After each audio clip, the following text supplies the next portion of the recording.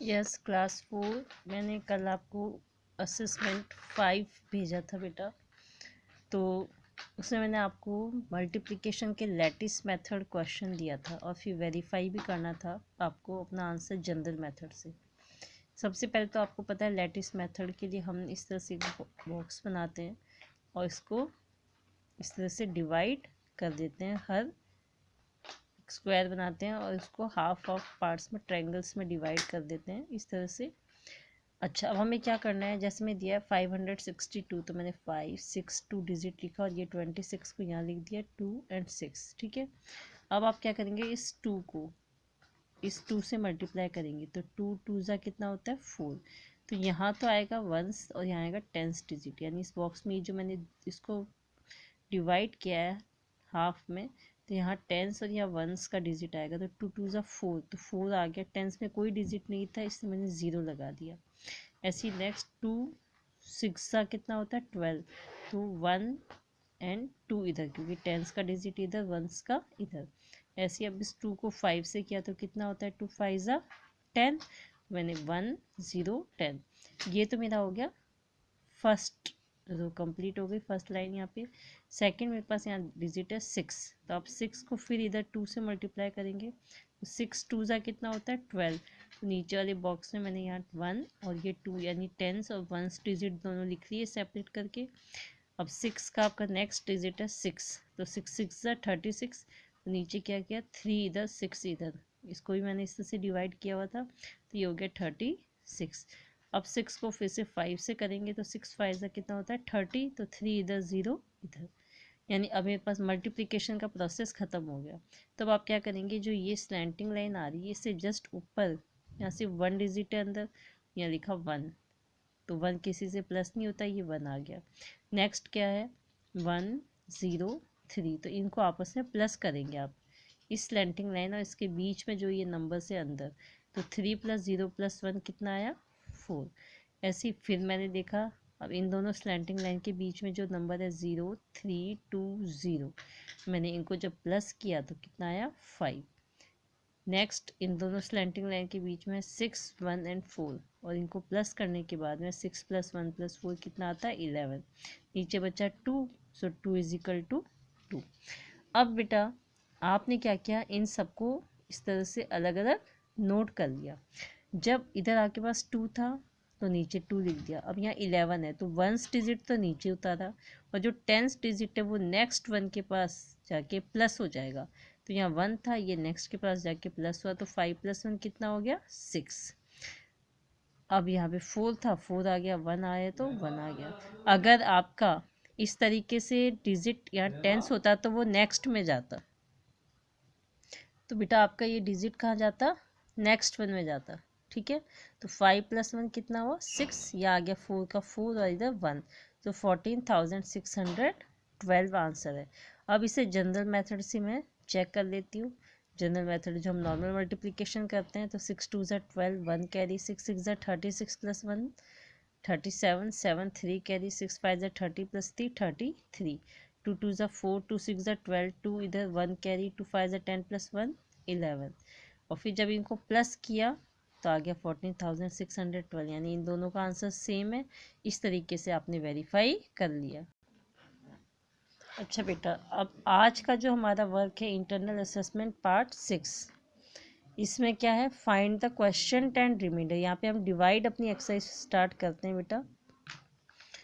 Yes बेटा, तो division हमने स्टार्ट किया और डिवीज़न में हमने कुछ प्रॉपर्टीज़ थी हमारी, जैसे 1 से 10 से 100 से 10 1000 से अगर हम किसी भी नंबर को डिवाइड करते हैं तो उसमें हम कैसे फाइंड आउट करेंगे without division question and reminder. ठीक है, तो आपको पता है आपको डिवीज़न बिना किए, आप बिना एक्चुअल डिवाइड किए भी फाइंड आउट कर सकते हो। उसमें करना क्या होता है, आपको पता है कि जब 1 डिवीज़न होता है तो जो भी डिवाइडेंड होगा वो सेम नंबर हमारा क्वेश्चन होगा और आंसर रिमाइंडर 0 आएगा।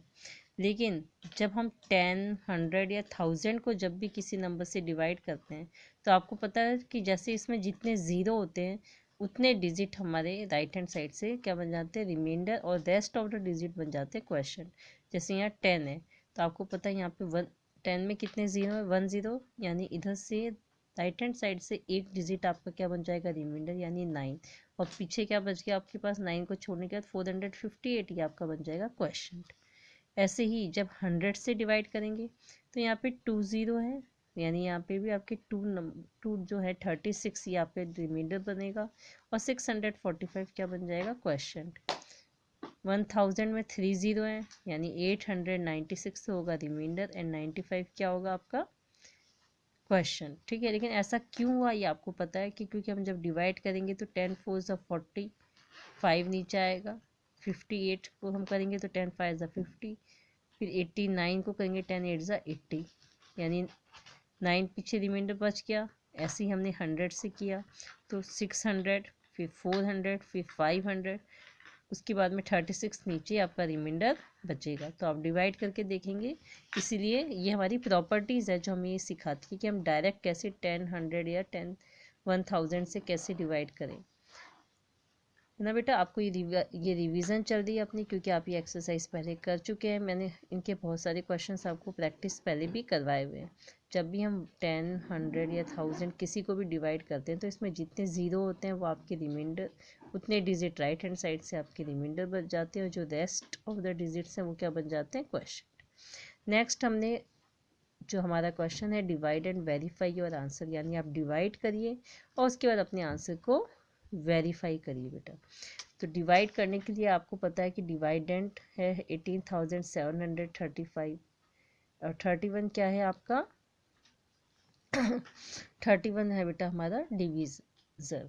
तो आप जब डिवाइड करेंगे तो आप सबसे पहले क्या करेंगे, यहाँ पे 0 से लेके 9 तक आप 31 का टेबल लिख लीजिए। आप 31 का टेबल आता नहीं तो कोई बात नहीं, मल्टीप्लाई करके इजीली लिख सकते हैं, है ना। जैसे यहाँ पे 0 1 2 3 4 5 6 7 8 9 लिखा, अब 0 से मल्टीप्लाई करेंगे तो 0 आएगा, 1 से करेंगे तो 31 आएगा, 2 से करेंगे तो 2 1 ज़ा 2, 2 3 ज़ा 6। तो आप फटाफट टेबल लिख सकते हैं। 3 से किया 3 1 ज़ा 3, 3 3 ज़ा 9, 4 से किया 4 1 ज़ा 4, 4 3 ज़ा 12, 5 1 ज़ा 5, 5 3 ज़ा 15, है ना।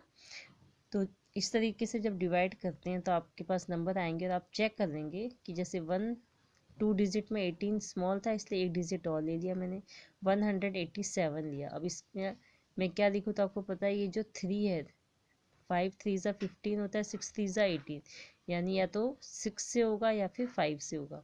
तो मैंने 6 से किया तो 6 1 ज़ा 6, 6 3 ज़ा 18, यानी ये नंबर जस्ट स्मॉल है 187 से, नीचे 1 बचा, आपने 3 नोट किया। अब 13 है लेकिन 31 से स्मॉल है, तो 31 से स्मॉल तो 0 ही होता है 13 के लिए, तो 13 1 0 ज़ा 0, नीचे आपके पास 13 आ गया, 5 आपने नीचे नोट कर लिया, 135। अब आपने देखा था कि हमने अगर हम 5 से करते हैं तो 5 3 ज़ा 15 बिग हो जाएगा, इसलिए मैंने 4 लिया, 4 1 ज़ा 4, 4 3 ज़ा 12, और करने का रिमाइंडर बचा 11। अब वेरीफाई करने के लिए जो हमारा फॉर्मूला क्या है, dividend is equal to divisor into question plus reminder. Divisor है मेरा 31, क्वेश्चन है 604, और रिमाइंडर क्या है 11। आपने 30, सबसे पहले हम इन दोनों को मल्टीप्लाई करेंगे, मल्टीप्लाई करने के बाद मेरे पास आता है 18,724, जब आप इसे 11 से प्लस करेंगे तो 18,735, और ये सेम नंबर डिवाइडेंड के इक्वल है। यस, इट मीन्स कि हमारा डिवीज़न बिल्कुल करेक्ट है। इसी सेम प्रोसेस से मैंने यहाँ पे बी भी किया है बेटा। बी में भी 68 से करना था, 68 में 65 स्मॉल है इसलिए मैंने 3 डिजिट लिए। अब जब मैं यहाँ पे टेबल साइड में लिख के करती तो मैंने देखा कि मेरे पास 9 से आता है 612। अब 59 में से 12 डिवाइड माइनस किया तो आया 47। ठीक है, 9 माइनस 2 7, 5 माइनस 1 4, क्योंकि 6 माइनस 6 0 होगा इसलिए। अब आपने क्या किया, यहाँ से 1 डिजिट जो था बच गया उसे नीचे उतार दिया। अब आप देखते हैं कि अगर मैं 7 से करूँ तो बिग हो जाएगा, इसलिए 68 को 6 से मल्टीप्लाई करके लिया 408, और जब इसे सब्ट्रैक्ट किया तो मेरे पास यहाँ पे क्या बचा 63। अब मैं इसे वेरीफाई करूँगी अपने आंसर को। वेरीफाई के लिए वाला मैंने फॉर्मूला लगाया, divided is equal to divisor into question plus reminder. तो डिवीज़र 68 है, क्वेश्चन 96 है, और रिमाइंडर 63 है। पहले मैं इन दोनों को मल्टीप्लाई करती हूँ तो मेरे पास नंबर आता है 6528, और 63 से प्लस करने के बाद सेम नंबर जो डिवाइडेड था वो मेरे पास 6591 आ जाता है। इट मीन्स कि हमारा जो ये डिवीज़न है ये बिल्कुल करेक्ट है, हमने राइट क्वेश्चन और रिमाइंडर दोनों हमने राइट फाइंड आउट किए हैं। तो अभी आज हमने डिवीज़न के कुछ क्वेश्चंस किए थे बेटा, एग्ज़ाम में भी आपको इनमें से डिवीज़न में से क्वेश्चंस आएंगे, तो आपको डिवाइड करना आना चाहिए, वेरीफाई करना भी आना चाहिए। वेरीफाई के लिए ये फॉर्मूला आपको अच्छे से लर्न होना चाहिए बेटा, तभी आप एग्ज़ाम में सॉल्व कर पाएंगे। ठीक है, अब आपका ये इंटरनल असेसमेंट पार्ट 6 से आज का वर्क, मैथ्स की कॉपी आज सबको आपको मिल जाएगी, स्कूल में मिल गई है ना बेटे। आज का डे है आपका, तो आप अपनी नोटबुक्स अपने घर लेके जाइए और अच्छी राइटिंग में वर्क कीजिए। कुछ बच्चों ने तो बहुत ही अच्छा काम किया है, मैंने उन्हें गुड वर्क भी लिखा है, स्टार भी दिया है। कुछ बच्चों का वर्क थोड़ी सी गड़बड़ है, तो बेटा आप ध्यान से क्वेश्चंस लिखिए, उतारिए और उसके बाद सॉल्यूशन करने के बाद एक बार देख लीजिए कि आपने सही किया या नहीं किया। कुछ मिस्टेक है तो आप उसे सही कर लीजिए, है ना। कुछ एक दो बच्चों का काम पेरेंट्स से हेल्प लिया या बड़े भैया या दीदी से हेल्प लिया आपने, बेटा अपना काम आप खुद करेंगे, क्योंकि आपकी राइटिंग का ही वर्क होना चाहिए। ये नोटबुक्स आपकी स्कूल में जमा होंगी और ये आगे चेक होने के लिए जा सकते हैं, इसलिए आप अपना वर्क खुद ही करेंगे, किसी और से नहीं करवाएंगे। इस बात का बिल्कुल आपको ध्यान रखना है। ओके बेटा, बाय।